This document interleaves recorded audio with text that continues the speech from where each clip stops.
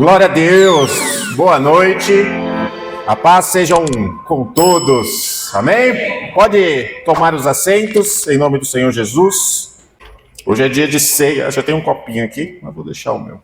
Vamos, já que é dia de ceia, vamos abordar o assunto durante a ministração, aprender um pouco mais sobre o sangue de Jesus, o poder do sangue e a autoridade que há no sangue de Jesus, a aliança que há no sangue e como que a gente manifesta isso através de uma vida prática.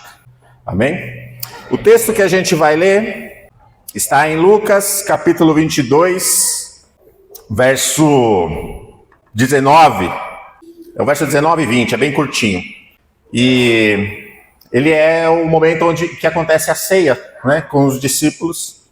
Depois o apóstolo Paulo ele vai ampliar o entendimento sobre esse momento, mas hoje a gente vai trabalhar a partir desse texto, porque tem algo interessante aqui para a gente poder aprender, amém?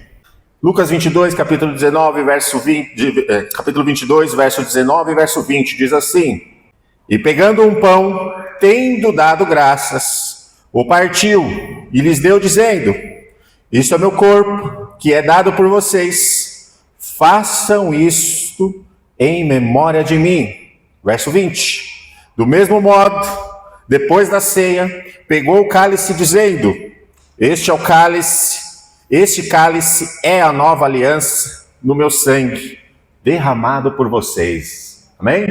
Feche seus olhos, vamos orar ao Senhor.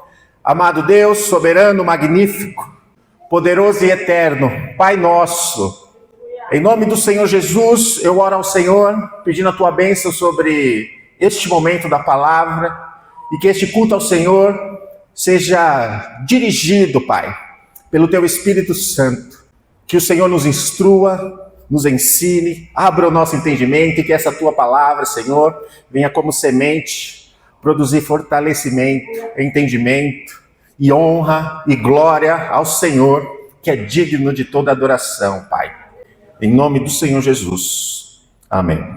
Pois bem, lemos aqui um trechinho do momento da ceia, né? O momento que Jesus toma o cálice e o pão e ele faz algumas instruções. Este é o meu corpo, este é o cálice do meu sangue. Lucas capítulo 22, verso 19. E ele fala algo interessante no finalzinho. Este cálice é a nova aliança. Representa a nova aliança.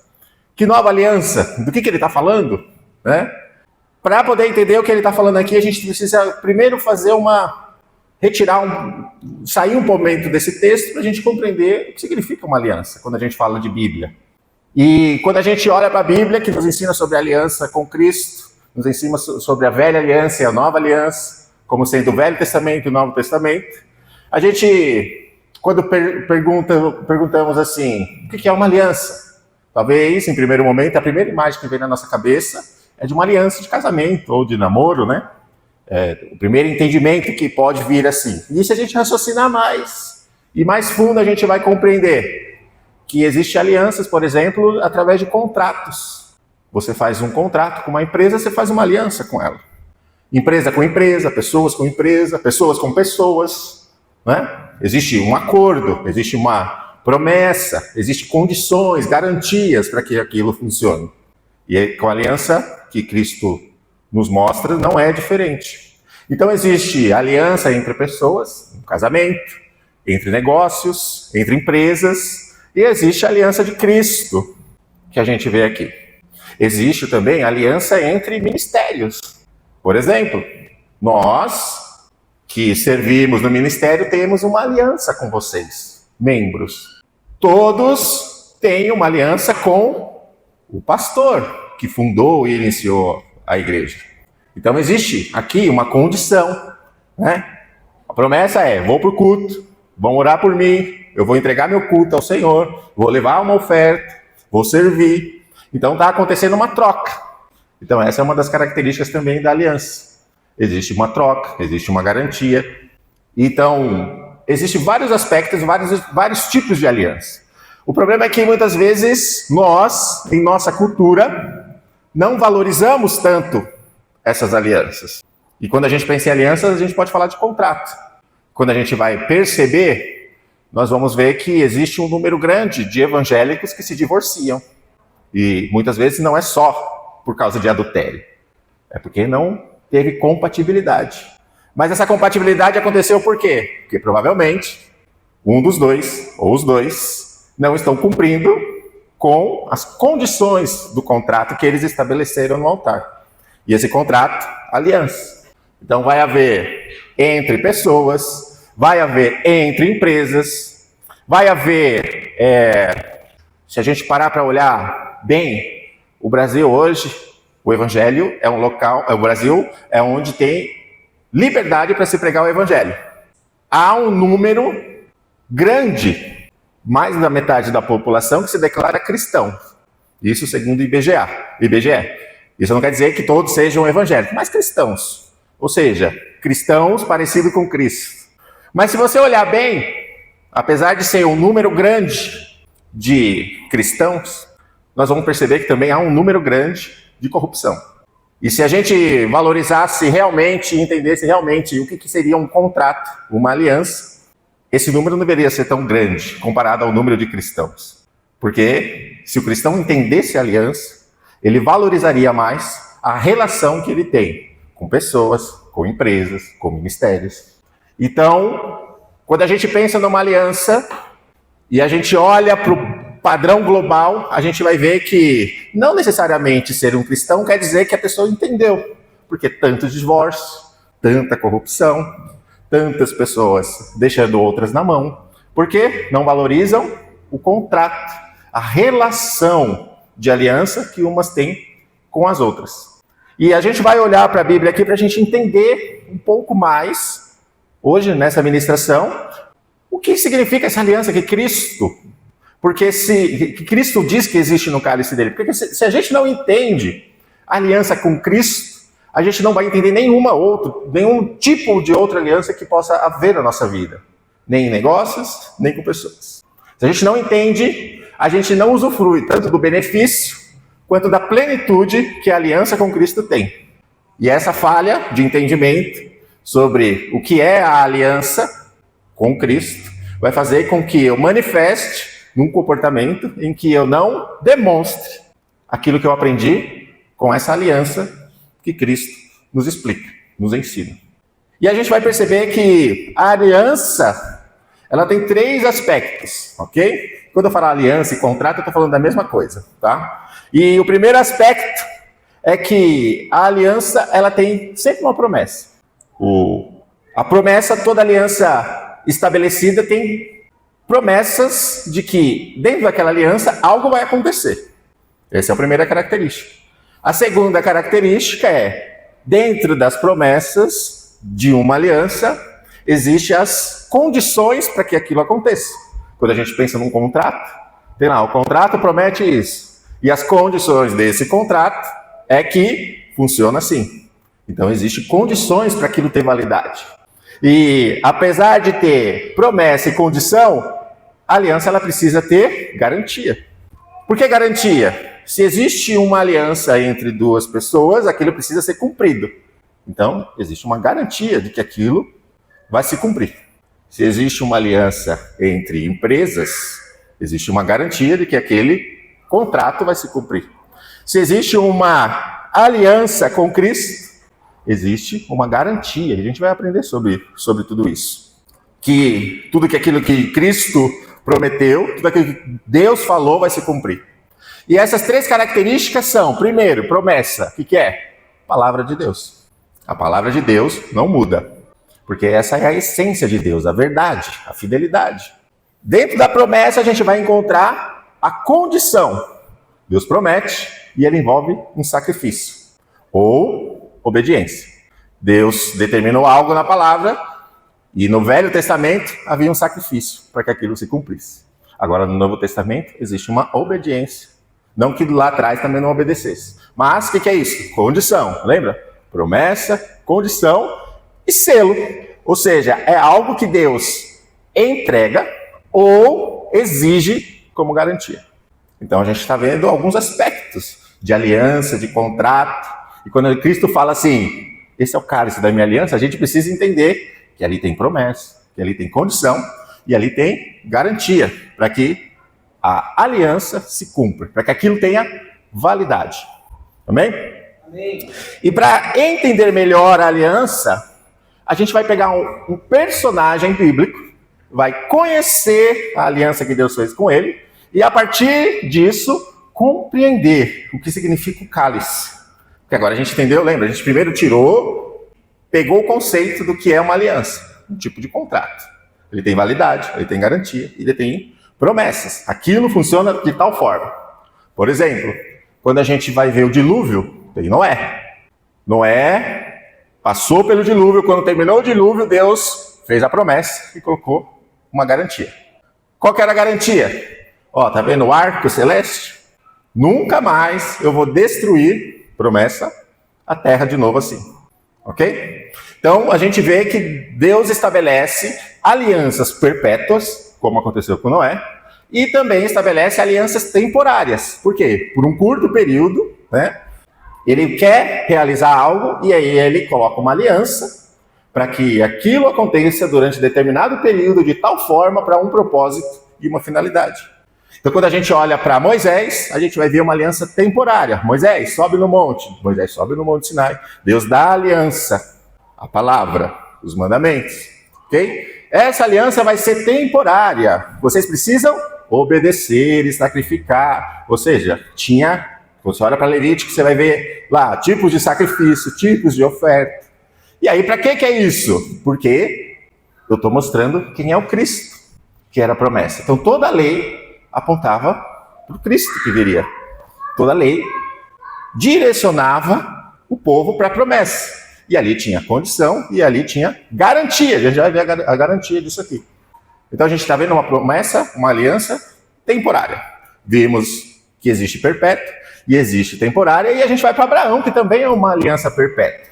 E é uma aliança que é renovada. É um pouco diferente das duas. Começa de um jeito, no meio é renovada, continua até hoje, mas ainda vai se cumprir até o fim.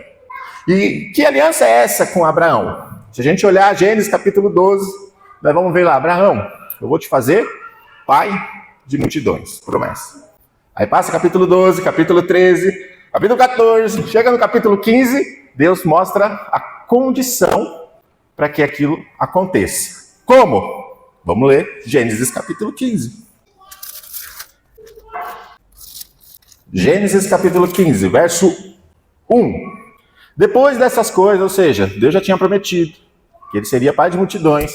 Abraão está vendo que ele não tem filhos, né? E Deus ainda mantém a promessa. Olha lá para as estrelas do céu. Olha quantas estrelas tem. Consegue contar? E Abraão fala, tá, e como isso vai acontecer? Calma, Abraão, eu só fiz a promessa. Agora eu vou te ensinar a condição para que isso aconteça. Aí quando a gente olha o capítulo 15, vai ver a partir do verso 6, vai dizer assim: e creu ele no Senhor, e foi-lhe imputado isto por justiça. Creu em quê? Que ele seria pai de multidões. Que ele olhou para o céu, viu as estrelas, e Deus falou, você vai ser o pai de multidões. E ele questiona no início ali, como que eu vou ser? Eu não tenho filhos. A não ser que seja o Eliezer, que é o meu servo, ele é adotado. Eu cuido dele como meu filho. Porque na cultura, se não tivesse filho, ou tinha filho com uma escrava, ou, até então ele não tinha tido aqui, ou adotava alguém para continuar a cuidar daquela herança. Então na cabeça de Abraão ele está falando da minha família, da minha herança, e vai cuidar, mas Deus tinha um plano bem maior. E aí ele tem isso na cabeça, e Deus fala, não é ele. Você vai ver no início do capítulo 15. Eu vou te dar um filho, e um descendente. E aí a partir do verso 6 fala, e Abraão creu nisso. E isso foi lhe imputado com justiça. Disse-lhe mais, eu sou o Senhor, que te tirei de Ur dos Caldeus para dar-te a esta terra para herdar. Dentro da promessa tem mais promessa. Filho, multidão, terra, ok? Verso 8, disse o Senhor Jeová, e disse ele ao Senhor Jeová, como saberei que eu vou herdar tudo isso? Como saberei que isso vai acontecer? Lembra? Deus está fazendo a promessa e Abraão está. Onde que está a garantia disso? Onde que está como tudo isso vai se desenvolver? É a pergunta de Abraão. Ele está questionando a Deus sobre como que aquela promessa que Deus está estabelecendo, que parece que não pode acontecer, vai acontecer. E aí, verso 9. toma uma bezerra de 3 anos, e uma cabra de 3 anos, e um carneiro de 3 anos, e uma rolinha, e um pombinho. E trouxe-lhe todos e partiu-os pelo meio, e pôs cada um deles frente a frente, uma da outra, mas as aves não partiu. E as aves desciam sobre os cadáveres, e Abraão, porém, os enxotava. Estranho. Abraão, eu vou te mostrar como que é a condição disso aqui. Tá vendo os animais? Corta eles, sacrifica e coloca eles um do lado do outro, um de frente com o outro. E aí Abraão fez. E aí você pergunta, tá, onde que está a condição disso aqui? A gente continua no verso 17, porque ali tem uma conversa, verso 12, perdão. Aí tem uma conversa e aí fala assim, e pondo-se o sol, um profundo sono caiu sobre Abraão. E eis que grande espanto e grande escuridão caíram sobre ele. Então disse Abraão, saibas de certo que peregrina será tua semente em terra que não é sua, e servi-los e aflige-la-ão há 400 anos. Aí vamos lá no verso 17. E sucedeu que, posto o sol, houve escuridão, e eis que um forno de fumaça, ou fogareiro fumegante, e uma tocha de fogo passou por aquelas metades. Naquele mesmo dia fez o Senhor um concerto, ou, acho que tinha aqui, aliança, tá? Fez uma aliança com Abraão, dizendo, a tua semente tenho dado esta terra, desde o rio do Egito até o grande rio Eufrates. Aí tem aqui algumas regiões. Então, parece que não resolveu nada, né? Deus já prometeu, e ele fala assim, agora, para eu garantir que tudo isso vai funcionar, no sentido de a condição, pega os animais, corta, coloca eles no meio, aí vem à tarde, o sol vai embora, Abraão dorme, porque ele está esperando que Deus confirme aquilo, e aí acontece que um fogareiro e uma tocha passa entre as partes. Aí não resolve nada. Mas o que isso quer dizer? A gente precisa conhecer o contexto de Abraão para a gente saber o que Deus está falando com ele. Por quê? Porque Deus vai falar com o homem a partir do momento e daquilo que ele entende. Ele não vai pegar uma revelação e trazer algo que o homem não conhece para que ele tenha uma revelação de algo que ele não entende. Ele vai pegar aquilo que o homem conhece. E Abraão vem de Ur dos Caldeus. Ur dos Caldeus, uma região pagã, mas de comércio. E o que eles faziam muitas vezes? Como eram feitos os acordos? Através de sangue. Através de sacrifício. Como que isso funciona? 2 pessoas iam ter um acordo. E aí elas pegavam um animal, cortavam o animal, colocavam de frente com o outro. Para quê? Para que elas passassem entre as partes e a outra também passasse, confirmando que os 2 estavam comprometidos com aquilo. Mas o que isso significava? Significava que aquele animal morto era o resultado de quem descumprisse a aliança que eles estavam formando. Então, um exemplo.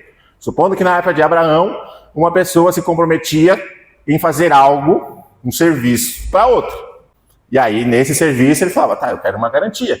Então, cortamos o animal, colocamos ele, eu passo por aqui, você passa por aqui. Para quê? Porque isso é uma aliança de sangue, que não pode ser quebrada. E se alguém quebrar, vai morrer como esse animal. Era isso que significava. E aí Deus ainda fala assim, ó, pega tantos animais, corta todos, para não ficar dúvida. E aí Abraão fez isso. Quando chegou a noite, Abraão dorme. E aí quando Abraão dorme, aparece o fogareiro e a tocha. Por que que acontece isso? Quando a gente vai ler Êxodo, a gente vai ver que quando Deus falava com Moisés, o topo do monte fumegava. E aí, quando a gente vai lá para o Novo Testamento, a gente vai ver que Jesus vai aparecer como labareda de fogo na sua volta. E aí, o que está acontecendo ali? Deus manda Abraão, corta as partes, que a gente vai fazer um acordo. Eu já fiz a promessa. E aí, Abraão dorme. Por quê? Porque é uma aliança de sangue. E a aliança de sangue, os 2 se comprometem com a própria vida. Só que Abraão dorme. Por que ele dorme? Porque o homem não tinha vida para entregar para Deus. Por quê? Pecado. E aí o que Deus faz? Só Deus se compromete a entregar. Aleluia! O que ele faz? Glória a Deus. fogareiro fumegante, o pai passando entre as partes. Aí depois a tocha, o filho passando entre as partes. Por quê? O filho tomou o lugar de Abraão. Por quê? Só Deus se compromete a entregar a vida nessa aliança de sangue, que não pode ser quebrada. E essa é a aliança que Deus faz com Abraão. Coloca as partes. Você entende isso, né, Abraão? Isso é contexto seu. Você sempre faz acordo assim. Vamos andar no meio das partes. Abraão dorme. Por quê? Deus não quer que ele entregue nada. Porque ele não tinha para entregar. Porque o homem não tem nada para entregar para Deus. E aí Cristo passa no nosso lugar. Para se comprometer a cumprir aquela aliança. Aí a gente já tem a condição. Já foi feita a promessa, condição, sangue, para que aquilo aconteça. Aí tem o selo. Quando a gente vai lá no capítulo 17, vou achar aqui, Gênesis 17, verso 10, vai falar o seguinte: aí passou esse momento, e aí Deus vai colocar a garantia, e olha o que ele vai falar, capítulo 17 de Gênesis, verso 10, esta é a minha aliança, lembra? Vou fazer uma aliança com você, Abraão.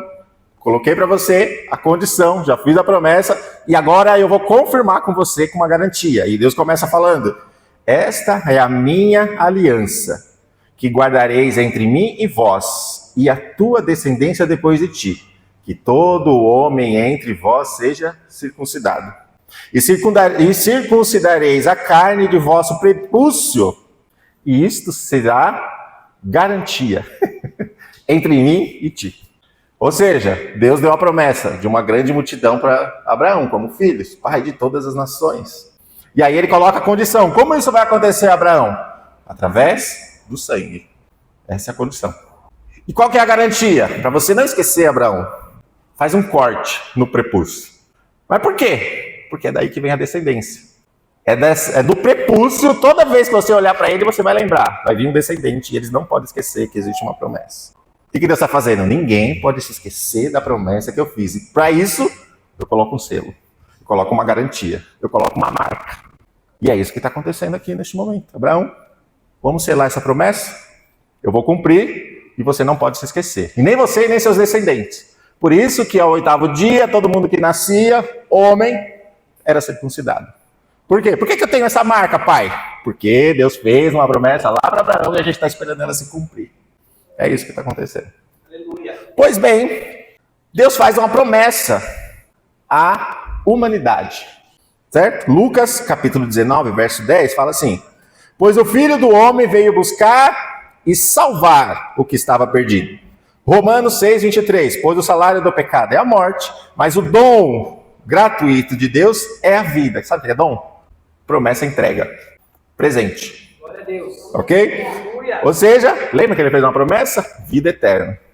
1 Timóteo, capítulo 1, verso 15. Esta afirmação é fiel e digna de toda aceitação. Cristo Jesus veio ao mundo para salvar os pecadores. Efésios, capítulo 2, verso 8. Pois vocês são salvos pela graça, por meio da fé. E isso não vem de vós. É dom de Deus. O que é dom? Entrega da promessa. Ou seja, Deus entregou. Ele colocou uma condição e ele selou isso. E aí, a gente viu essa promessa, a salvação de todo aquele que crê pela fé. Mas Deus coloca uma condição. Aí que a gente vem para o Lucas, capítulo 22, que a gente leu. O cálice. O pão e o cálice. Olha o que o texto diz. Agora que a gente entendeu todo o contexto da aliança, no sangue. E tomando o pão, tendo dado graças, o partiu e deu, dizendo: isto é meu corpo, oferecido como condição. Aí continua. Semelhantemente, depois de cear, tomou o cálice, dizendo: este é o cálice da nova aliança. Estão entendendo? Deus fez uma promessa de vida eterna, enviou o Filho e falou assim: ele é a condição. Mas ainda tem a marca, a gente vai ver já já. Mas a gente está vendo aqui que Deus está provendo tudo que ele prometeu como aliança para o homem cumprir. O homem não está entregando nada. Foi desde o início assim. Todo o plano de salvação provém de Deus. Ele tem todo o plano, ele colocou a condição, ele colocou a promessa. E já a gente vai ver o selo. Então a condição é a morte de Cristo. Que antes da morte, esse é o cálice no meu sangue. E aí a gente está vendo que na ceia Jesus está ensinando aqueles discípulos que agora está acontecendo a troca. Lembra que quem não cumpre, morre? O homem não tem com o que cumprir. Aí Cristo toma o lugar dele. Eu vou tomar o seu lugar. Isso se chama justificação. Por quê? Porque você não pode se justificar. Você não consegue. Então eu vou tomar o seu lugar nessa aliança de sangue e você vai tomar o meu lugar. O que isso quer dizer? Uma aliança, quando Jesus fala assim, esse é o cálice do meu sangue, na nova aliança, quer dizer que no meu sangue, agora você está recebendo a minha vida. E no meu sangue, agora eu estou recebendo a sua morte. Por quê? Porque Cristo morreu no lugar de quem? No nosso lugar. Então, quando Jesus levanta o cálice, fala assim, existe promessa, existe condição, e essa condição é que eu tome o seu lugar. Para quê? Para que você receba a promessa. E eu pague o seu preço. Cálice no sangue da aliança. E a gente está vendo quão sério é uma aliança, principalmente a de Cristo. Se a gente entende a de Cristo, a gente honra todas as outras. E aí falta o selo. E o apóstolo Paulo vai falar desse selo. Olha só, Colossenses capítulo 2, verso 11.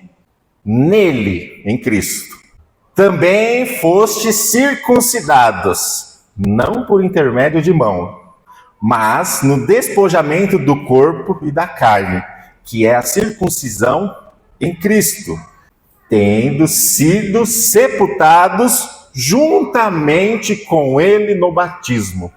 Sabe qual é o selo do cristão que entendeu a aliança de Cristo? Batismo. Entendi a promessa de salvação. Entendi que é só por Cristo e através do sangue, porque ele tomou o meu lugar e eu dei o meu lugar a ele. E como que eu marco isso na minha vida? Batismo. O texto está falando. Não fosse por intermédio de mão. Tendo sido sepultados juntamente com ele no batismo. Então esse é o selo daquele que recebeu a promessa de salvação. E a gente vai ver que depois do batismo, a gente tem uma vida com Cristo, ainda com promessas. E a gente vai ver que o Filho é a condição da promessa. O Pai faz a promessa. E essa promessa tem uma condição, e essa condição tem um selo. João 3,16.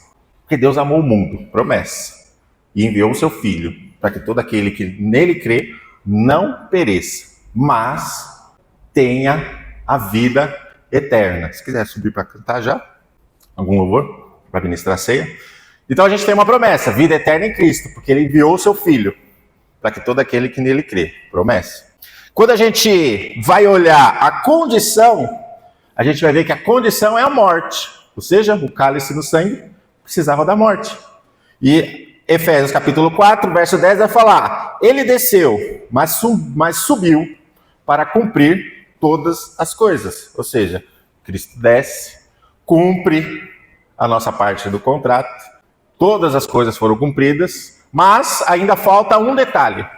Qual detalhe? Toda promessa, toda aliança tem promessa, condição e qual que é o terceiro? Quem lembra qual que é o terceiro? Selo. E qual é o selo? Vamos ler. Efésios capítulo 1, verso 13. Em quem também vós estáis, depois que ouviste a palavra da verdade, o evangelho da vossa salvação, e tendo também nele crido, fostes selados com o Espírito Santo da promessa. Olha assim, olha aqui, Deus prometeu salvar o mundo, Deus prometeu uma vida eterna, ele enviou o Filho como condição. Que condição? A morte. Ele veio, morreu, ressuscitou, nós, pela fé, cremos nele, tá vendo? A condição do contrato está acontecendo. Por crer nele, a gente manifesta o selo, batismo. Aí ele fala assim, tá, agora eu vou dar a minha garantia. Que garantia? Que eu vou voltar para cumprir toda a promessa. Toda a promessa vai ser cumprida por quê? Porque existe o Espírito Santo que sela a nossa vida. Então, quando Jesus levanta o cálice e fala, esse é o cálice na aliança do meu sangue. Olha quanta coisa aconteceu só nessas palavras. Só nesse sangue. O sangue que representa a condição da aliança e a troca. Ele morreu no nosso lugar. E nos deu vida, e vida eterna. E aí ele cumpre a segunda parte, a terceira parte, nos selando com o Espírito Santo. Para quê? Porque ele vai voltar. E aí ele deixa o Espírito Santo falando, ó, vocês estão marcados. Para quê? Quando eu voltar, eu já sei quem são os meus. Amém? Deus abençoe.